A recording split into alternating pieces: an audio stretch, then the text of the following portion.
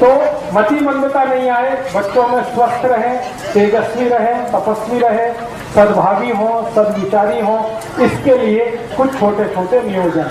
और एक छोटा सा नियोजन, वो नियोजन क्या है? नियोजन एक ही है कि हमें अच्छी सुदीर्घ जीवन वाली, तेजस्वी जीवन वाली संतान चाहिए। स्त्री हो या पुरुष, मूली हो या मूला, संतान तेजस्वी तपस्वी चाहिए। तो एक नियोजन जरूर ध्यान रखना है कि हमारे जो पति और पत्नी हैं वो आपस में जब संसर्ग करें तो पत्नी का मासिक चक्र पूरा होने के बाद, पत्नी का मासिक चक्र पूरा होने के बाद या पत्नी का मासिक चक्र शुरू होने वाले दिन से 10 दिन छोड़कर, पत्नी का मासिक चक्र शुरू होने वाले दिन से 10 दिन बाद और 17 दिन के पहले या 18 दिन के पहले, बीच का ये 7-8 दिन का जो समय है, इसी समय में एक दूसरे के साथ संसर्ग कर, तो सबसे ज्यादा तेजस्वी और तपस्वी संतान होगी। पत्नी के मासिक धर्म के शुरू होने वाले दिन को गिनकर 10वें दिन से 18वें दिन के बीच का जो समय है, यही सबसे अच्छा समय है तेजस्वी और तपस्वी संतान का। वही 7-8 दिन का समय। अब इसमें 2 तरह के दिन आएंगे, एक सम होंगे, एक विषम होंगे। जैसे 10वां दिन सम, 11वां विषम, 12वां सम, 13वां विषम, 14वां सम, 15वां विषम, 16वां सम, 17वां विषम, 18वां सम। तो जो सम दिन है उनमें अगर आप संसर्ग करेंगे तो 99% पुत्र होगा, और विषम वाले दिन में संसर्ग करेंगे तो 99% पुत्री होगी। 1% इसमें अपवाद है और वो कहीं भी होता है। तो अगर आपको नियोजन करना है कैसा, अब व्यसन मुक्त युवक संघ में कुछ कार्यकर्ताओं के पास पुत्री है तो पुत्र चाहिए, तो उनके लिए ये माहिती मैं दे रहा हूं। और जिनके पास पुत्र है उनको पुत्री चाहिए, उनके लिए भी ये माहिती दे रहा हूं।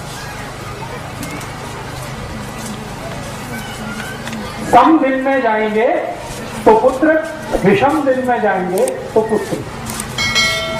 और एक और माहिती इसी नियोजन के लिए, आप जानते हैं महीने के 2 पक्ष होते हैं, एक शुक्ल पक्ष और दूसरा। तो जो शुक्ल पक्ष है, इस शुक्ल पक्ष के दिनों में अगर आप संसर्ग के लिए जाते हैं तो 99% आपके बेटे या बेटी का जन्म जो होने वाला है वो बहुत प्रतापी, तेजस्वी, लड़ने वाला, भिड़ने वाला होगा। छत्रपति शिवाजी, राणा प्रताप, ऐसे जो हमारे देश में भगत सिंह, ऊधम सिंह, चंद्रशेखर आजाद, ये सब शुक्ल पक्ष वाले लोग हैं।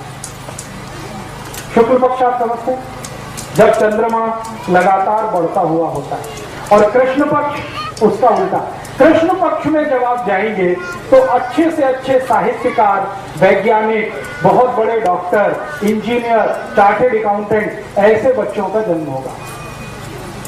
न्यूटन, आइंस्टाइन, जगदीश चंद्र खुराना, हमारे देश के बोस, हमारे देश के ये जो महान लोग साहित्य के क्षेत्र में, विज्ञान के क्षेत्र में, कला के क्षेत्र में आगे बढ़े हैं, ये सब कृष्ण पक्ष वाले लोग हैं।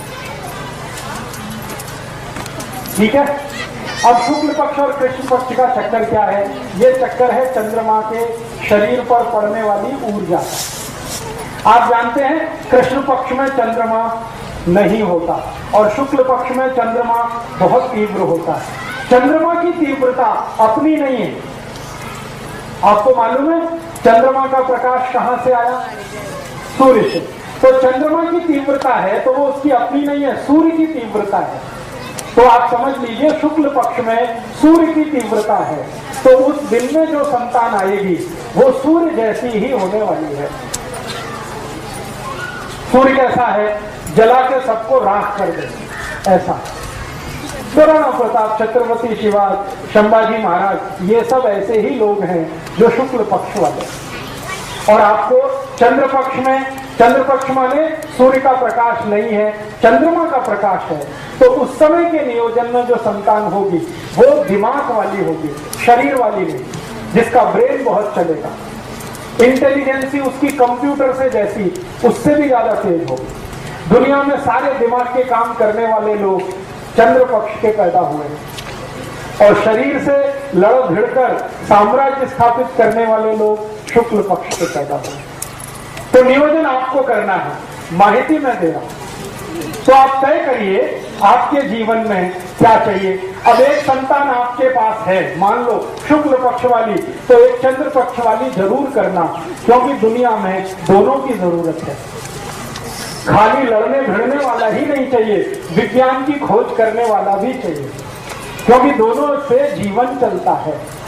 शत्रु से रक्षा करने के लिए है और देश को आगे बढ़ाने के लिए भी है। तो एक संतान शुक्ल पक्ष की, एक चंद्र पक्ष की, ऐसा नियोजन करिए। एक संतान सम तारीख वाली, दूसरी विषम तारीख वाली, ऐसा नियोजन करिए। और बाकी के शुरू के नियम जितने मैंने बताए हैं वो सबको एक साथ पालन करना।